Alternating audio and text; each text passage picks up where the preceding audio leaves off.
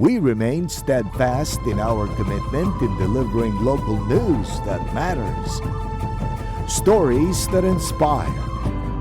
Enriching the lives of Filipinos in the Philippines and across the globe. This is your GMA Regional TV.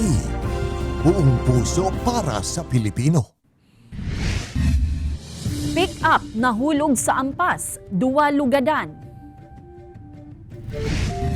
Singil sa kuryente kan Kasureko 2 ngunya na Agosto naglangkaw. Asin sa gurong natural spring sa Malilipot Albay, pasyaran. Ini ang GMA Regional TV Balitang Bicolandia.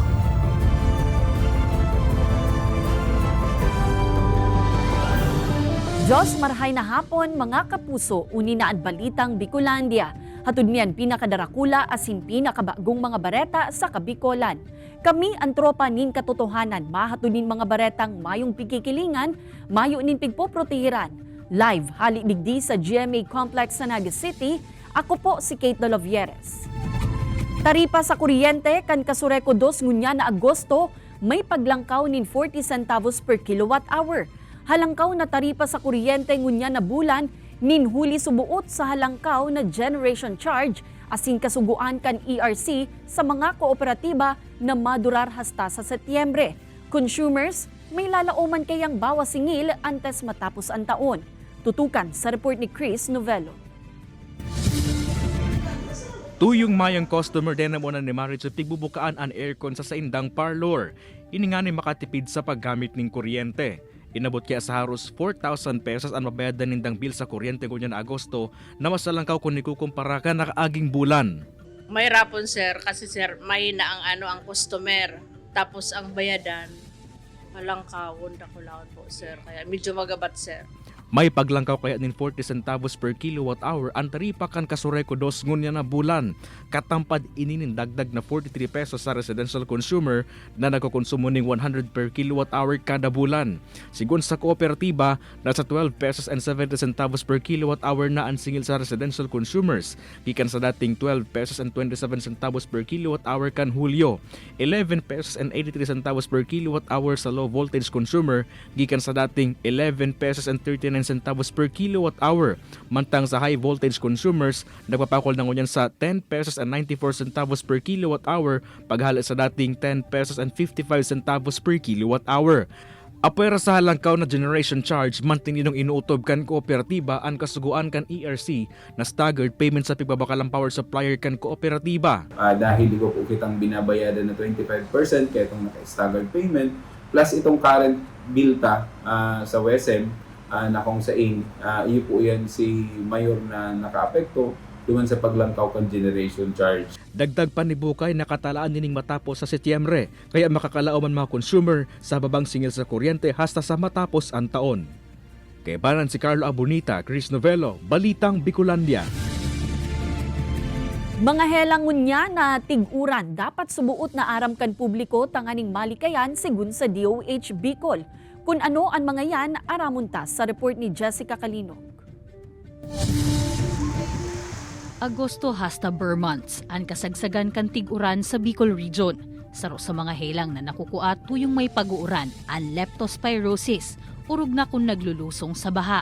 Sa datos kan DOH Bicol Center for Health Development, poon January hasta July 20, 2024, nasa 49 na ang naitalang kaso kan leptospirosis sa rehiyon, kung saan 5 sa mga ini ang napuli sa pagkagadan. Ngunyan po maski po wala kang lugad, no, pwede ka po mahaloy ka ng nababad sa kontaminadong baha na posible pong may leptospira na bacteria, pwede ka pong makawa ng leptospirosis. Saro pa sa mga helang na pwedeng makuat huyong tiguran ang dengue. Sa mga panahon man kaya nin pag-uran, may mga natitipo na tubig na pwedeng istaran kan mga lamok na may darakan helang. Anytime daday maski banggi grabe talaga ang namok. Maski digdi magtambay ka, grabe.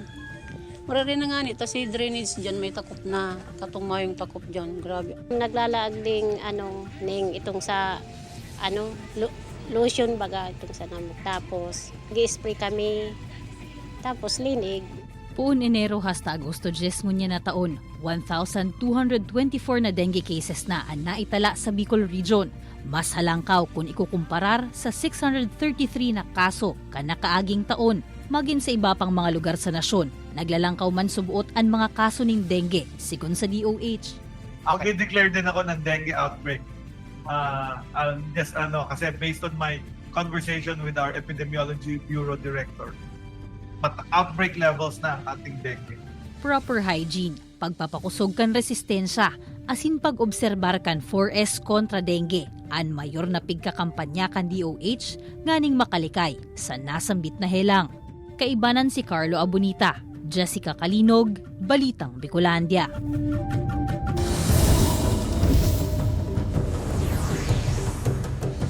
Driver asing lunad kan sarong pick-up maswerteng minor injury sana ang sinapo. Makalis mahulog ang piglulunadan kaining pick-up sa ampas sa Ocampo, Camarines Sur. Mantang sarupang lunadan nahulog man sa ampas sa Baras, Catanduanes. Tutukan sa report ni Chris Novello. Nahulog sa ampas ang pick-up na ini na may rarom na pigkakarkulong 5 metros sa Ocampo, Camarines Sur. Sa pag-imbestiga kan Ocampo MPS, papuli na kutaan na sa Iriga City ang driver kan pick-up asin sarong lunod kay kan mangyari ang insidente. Napaturog subot ang driver kan lunadan hasa sa makalugini sa balyong linya kan Tinampo asin dagos na nahulog sa ampas. Nagsapo din minor injuries ang driver asin lunod kay ini na nagpaparahin ng unyan sa ospital. Mga drivers po, siguro po kung makamati po kita sa ano po itong nangyaring nagtutungka po kita, siguro po mas mahirap po na magpundo muna po kita ng binoto din magpainalo sa gilid bago po kita diretso mag-drive para po maiwasan na po ang mga araw po kaya na mga mangyayari. Sa Baras, Catanduanes, sa Romana kotse ang aksidenteng nahulog sa ampas na may raram na nasa 7 hasta 8 feet. Sigun sa report, gikan subot sa Virac ang lunadan asin pasiring kuta na sa Ginitligan, Baras.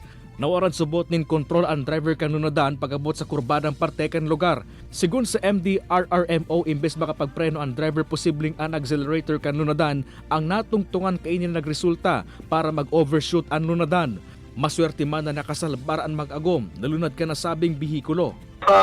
Mga driver natin siguro lagi lang i-check ang ating mga sakyan, siguraduhin na ito ay nasa kondisyon, and also siyempre yung mga driver dapat nasa kondisyon din. Ini si Chris Novello, Balitang Bicolandia.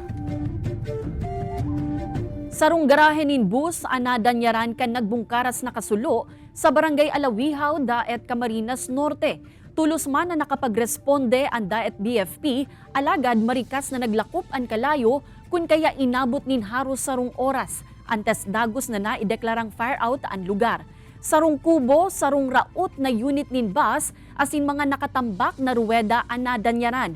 Mayo man ni nakulugan, alagad kinakarkulong nasa 15,000 pesos ang kantidad kan danyos na winalat kan insidente. Sa ngunyan, pigaarampakan mga otoridad ang pigpunan kan kalayo. Nangapudan man ang BFP sa publiko na pirming mag-ingat ang aning malikayan ang mga insidente nin kasulo. Mag-iingat po tayo sa ating mga gawain. Hanggat maaari po, inuulit po namin bago kayo umalis ng inyong mga tahanan, inyong opisina, pakitanggal po yung mga nakasaksak natin. Pinagbabawal din po yung pagsusunog po ng mga basura natin. Sa iling mo po, mababasog ka na daw sa kantidad na 21 pesos. Kulang. Malayo sa katotohanan yan. Pwede man ta, ang sarong pidaso kang fried chicken. Per pidaso ay naghahalaga ng 20 megit. O di basog ka na kaya? Day po, kulang pa. Hindi kami niyan mababasog. Kukunti lang eh. Ano mabibili ng 21? Diba? Eh ang tinapay na lang, 6 na yung isang balot. Wala. More. Ini ang GMA Regional TV Balitang Bicolandia. Ini ang GMA Regional TV Balitang Bicolandia.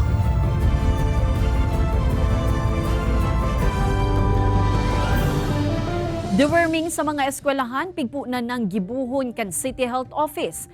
Mga magurang pigyan kaminar na magtugot sa programang ini. Uyan report ni Jessica Calinog.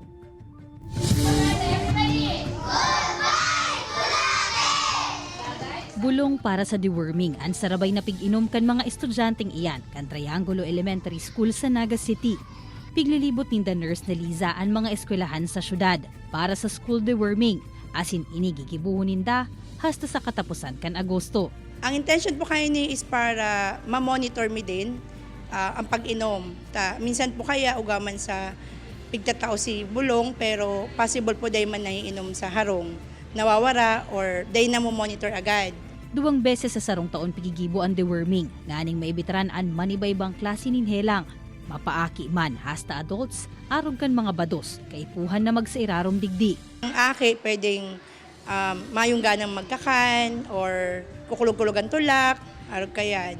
Pwede. Usually yun po. Kasi kung mayong nga ni maganang magkakan, makulog, syempre kung may bulate, pwedeng si bulate ang magkakan baka itong mga tasaka. Pagsyerto man ni nurse na Liza, daay man marekomendanin programa ang DOH na daay nag-agi sa mabusising pag-aadal asin makakaraot sa sisayman. Kaya daay dapat matakot o magsayuma sa siring na programa ang mga magurang. Durante kan enrollment, isinabay naman kan eskwelahan ang paghagad nin consent sa mga magurang para sa gigibuhong deworming sa eskwelahan. Na-encourage ko po talaga ang mga parent kasi po one way po yan na malinisan ang katawan natin and then huwag tayo maging prone sa sakit. Makalihis na painumun kan bulong ang mga estudyante. Nagtitinirmanin pirang oras ang mga nurse kan City Health Office. Nganing obserbaran ang magiging reaksyon kan lawas kan aki sa ginibong deworming. Kaibanan si Carlo Abonita, Jessica Calinog, Balitang Bicolandia. Vaporized products na subuot may halong iligal na droga, higot na pigbabantayan ngunyan kan PIDEA. Ahensya makikipagtabangan sa DTI asin iba pang ahensya kan gobyerno tanganing mapuho ang nasabing produkto. Uyan report ni Chris Novello. Bakunasan ng mga illegal na droga siring kan shabu, marijuana asin ecstasy ang pigbabantayan ngunyan kan PIDEA. Maging kaya ang vape products na may halong illegal na droga ang mahigot naman na pigmamonitor kan mga otoridad. Dako like asubot ang posibilidad na ihalo ang extra ka na sambitan ng mga illegal na droga como flavor sa vaporized products. There are reports and we have seizures in Metro Manila. May mga product po na may hinahaluan po ng illegal drugs, specifically marijuana po. Posible man subot na aprobitsaran inikan mga sindikato, urong natadakol ang nagagamit ngunyan ng vaporized products. Katakod kay ni bukas man na makipagtabangan ang ahensya sa DTI asin iba pang ahensya kan gobyerno sa pagmonitor asin pagpuhukan na sambitan ng mga produkto. The campaign against illegal drugs, this is a whole of nation approach, holistic approach po to. Mas magtatagumpay po tayo kung lahat ng sangay ng gobyerno is magkakaisa at magtutulong-tulong. Mientras tanto, preparado man subot ang DTI Camarines Sur sa pag-identifikar kan mga establishmento nagtitinda ka na sabing mga produkto. Maygot man ang pigbabantayan ka na hensya ang posibleng bentahan online ka na sambitan ng illegal na produkto. Ini si Chris Novello, Balitang Bicolandia. Arestado ang sarong lalaki na subuot na sa likod kan panahabunin motorsiklo sa ikinasang operasyon kan PNP Highway Patrol Group sa banwaan kan Basud, Camarines Norte. Enot digdi Agosto 15 kan mawara ang nakaparadang motorsiklo sa luwas kan boarding house kan kailusyon kan biktima sa banwaan kan Daet. Hasta sa nadiskubre subuot nin nakaresibi subuot nin impormasyon ang biktima na nahiling ang sa iyang motorsiklo sa Basud kaya tulos na naghagad nin tabang sa mga otoridad. Tulos man na nagkondusir ni checkpoint operation ang PNP HPG kung sa inaaresto ang 20 anyos na sospek. Depensa kan sospek na bakal subuot niya ang nasambitan ng motorsiklo sa Daet sa kantidad na 5,000 pesos. Sa ngunyan, nasa kustudiya na kan kapulisan ang sospek asin sinunadan na ning kasong pagbalgar sa New Anti-Carnapping Act of 2016. Gadan ang 36 anyos na rider mantang lugadan ang babaeng backrider kay ni, makalis mabangga nin kotse ang pigmamanayong motorsiklo kay ni sa kurbadang parte kan Maharlika Highway sa Barangay Tuwaka, Basud, Camarines Norte. Sa investigasyon kan kapulisan, pigbabaybay kan motorsiklo ang National Highway gikan sa direksyon kan Basud Town proper, alagad pag-abot sa lugar kan pinangyarihan kan aksidente. Nakalaog sa saindang linya ang kasabatang kotse na nagresulta sa banggaan. Sa kusugkan impact, napuruhan ang rider mantang nagpaparahay pa sa ngunyan ang backrider kaini. Sa ngunyan, pigso na dananing kasong reckless imprudence resulting to homicide, physical injuries, and damage to properties sa ang driver kan kotse. Ma'am, sa ili mo, mabubusog ka na kan 21 pesos. Dahil po, ngunyan pa lang na nag-asikaso ako for mga requirements for employment. Pamasahe kulang na siya ang 21 pesos. Hindi po. Kasi po, as a fresh grad po, parang ang hirap po nung 21 pesos. Sa trabaho pa nga lang po, wala po kami pamasahe. Sir, sa iling mo, mabubusog ka na kan 21 pesos sa pagkakan. Yun na po, sir. Ano mababakal ka ito? Luglog, sir, plain. 20 yun. Anli sabaw, di makakadakol ka sa sabaw, makababasog ka sa sabaw. Medyo naman po. Anong mababakal ka ito? Turon sa kapalamig. Ma'am, sa iling mo, mabubusog ka na kan 21 pesos for food. Hindi po. Ano mababakal ka ito? Street food lang. Like kwek-kwek. Ini ang GMA Regional TV Balitang Bicolandia. Ini ang GMA Regional TV Balitang Bicolandia.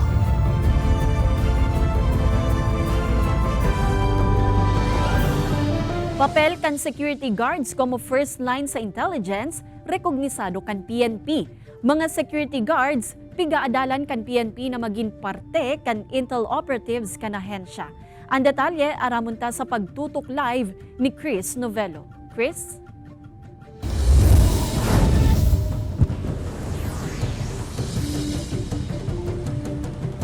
Kate, sa datos kan PNP Civil Security Group, sa interong nasyon maabot na subot sa 575,000 ang numero kan mga security guard. Nadakula subot ang mayrotabang sa enforcement o intel enforcement kan mga otoridad.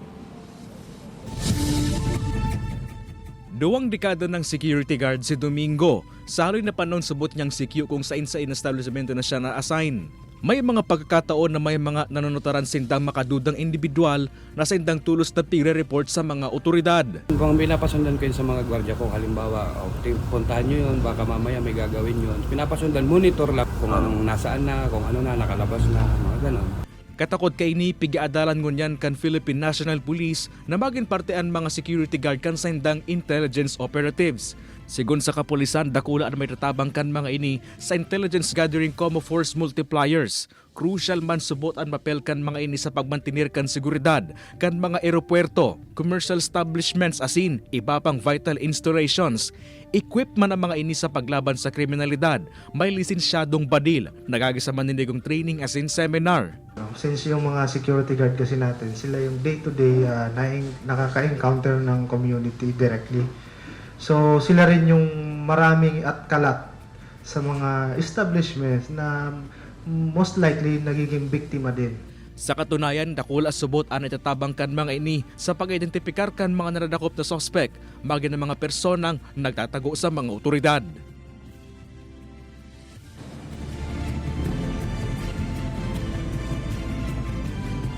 Kate, mantang pigahalat ang guidelines, maasairaro man subot sa maninigong training asin man seminar an mga CQ. Ining kami narman kan PNP an mga security firms na ipadagos itong sendang daily na intelligence brief sa sendang mga empleyado.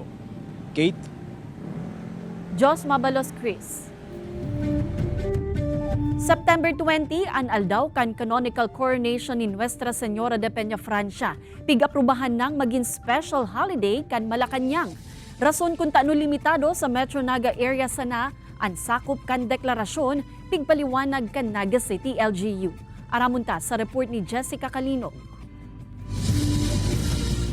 Sa lindong kan Proclamation No. 656 na pinirmahan kan Agosto 8, deklarado ng special non-working holiday ang September 20, 2024, aldaw nin Biyernes. Sakop kan deklarasyon ang 16 na mga munisipalidad sa Camarines Sur na miyembro kan Metro Naga Development Council asin iyong nakakatabang kan Naga City sa pagmantinir kan pasi orden asin trapiko durante kan Peña Francia festivities. Para po makabuelo man po sinda sa pag-assistir po sa Naga and sinda po ba kabali man duman sa Greater Metro Naga na inaapuntangan or Metro Naga na gabus na spillover kan bisita ta inaabot man po sinda. Kaya po hinagad na gibuhon ining special non-working holiday bako sana sa naga kundi si mga pagtaraid kung banwa. Piga-antisipara naman ang kadakol na taong mabisita sa syudad sa Setyembre. Kung kaya ang Joint Task Group Emergency Preparedness and Response nagaandam naman sa mga gigibuhong interbensyon urog na sa posibleng epekto kan init-uran na panahon sa mga mapartisipar sa mga prosesyon. DOH malaag sila ng field hospital together with the Bicol Medical Center.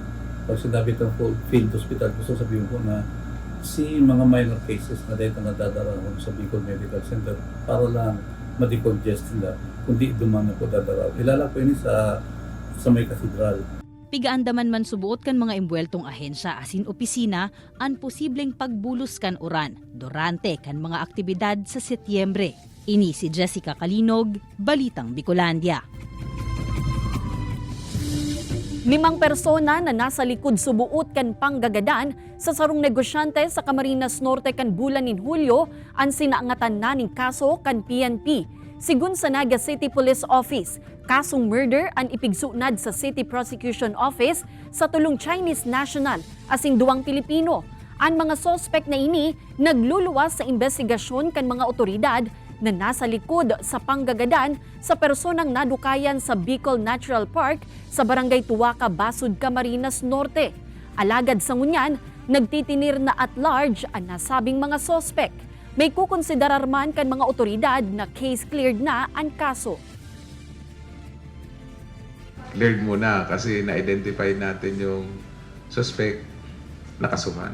Ang solved kasi, na-identify natin, nakulong natin, tsaka nakasuhan. Solved yan.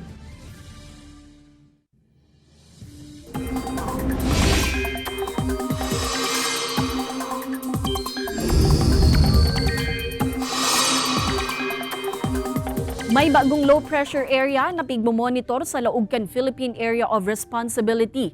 Huring namataan ang LPA sa rayong 1,030 kilometers east-northeast kan extreme northern Luzon. Sigun sa pag-asa, hababa pa ang tsansa kaini na maging bagyo asin sa ngunyan, mayo pang epekto sa nasyon. Alagad huli sa habagat asin localized thunderstorms, posible pa man giraray ang mga pag-uuran. Sa datos kan Metro Weather may tsansa nin uran sa Camarines Norte, Camarines Sur, Albay, Sorsogon, Catanduanes, asin Masbate.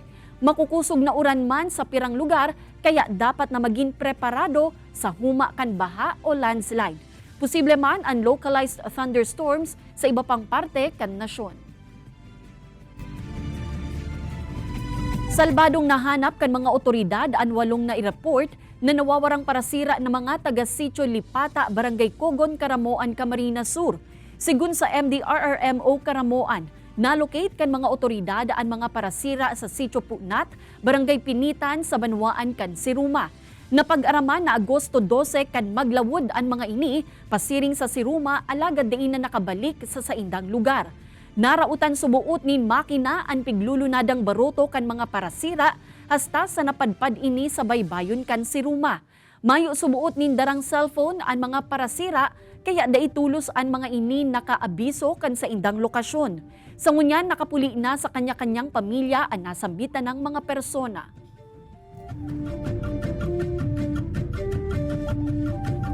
Sarong non-government organization ang nagkondusir nin pag-aadal dapit sa epekto kan climate change sa publiko urog na sa mga taong igwang kakundian. Ginibo ang pag-aadal sa mga probinsya kan Albay, Catanduanes asin Camarines Sur kung sa inagluluwas na dakula ang epekto kan climate change sa hanap buhay, mapagkukuanan nin malinig na tubig, access sa mga programa kan LGU asin iba pang pasilidad. Obheto ka na sambitan ng pag-aadal na maaraman asin makapagpreparar ang mga LGU sa mga ilalatag na climate change mitigating programs asin pagtaong prioridad sa mga PWD. Kaya ang Tiwi Federation of Association of Persons with Disabilities pinunan na subuot ang paggibo nin mga communal gardens asin proper waste management. Tanganing makatabang ini dawa papaano na mapugulan ang padagos na pag-init kan kapalibotan. Alagad, syertong mas dakula subuot ang impact kung magtatarabangan ang publiko kontra climate change.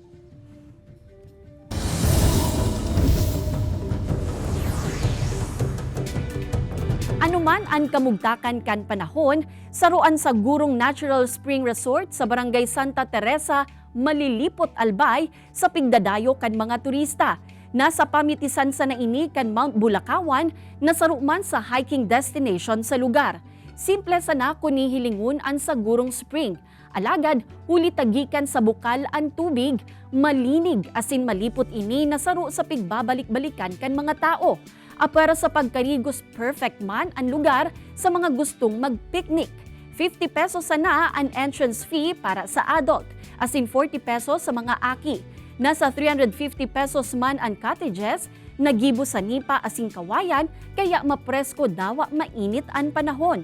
Apera sa karigusan, nagsisirbi man na water source ang bukal sa mga residente, mantang dakulang tabang man ini sa mga pananom na paroy sa nasambitan ng lugar. Ang ganda po ng view rito pag nung tinry po namin, sinerch po namin yung page nila, napakaganda po talaga. Ang kagandahan dito kasi ang tubig niya galing bukal, yung dyan sa bundok, walang bayad dyan, unlimited ang tubig, pwedeng inuman. Madadalan ang episode niya ini asin iba pang pinakahuring lokal na bareta sa official website kan GMA Regional TV, www.gmaregionaltv.com. Pwede man kamong magbisita sa samuyang official YouTube channel, GMA Regional TV, asin i-click ang subscribe button para sa pinakamaiinit na bareta hale sa man iba-ibang rehiyon. Mabalos sa mga kapusong Bicolanong nagantabay, maging sa mga kapuso nyato abroad. Ninhulita sa GMA Regional TV, Local News Matters. Asin yan ang pinakadakula asin mainit na bareta sa Kabikolan. Ako si Kate Dalovieres, kami ang GMA Regional TV Balitang Bicolandia, bilog na pwersa para sa mas dakulang misyon asin mas mahiwas na pagserbi sa nasyon.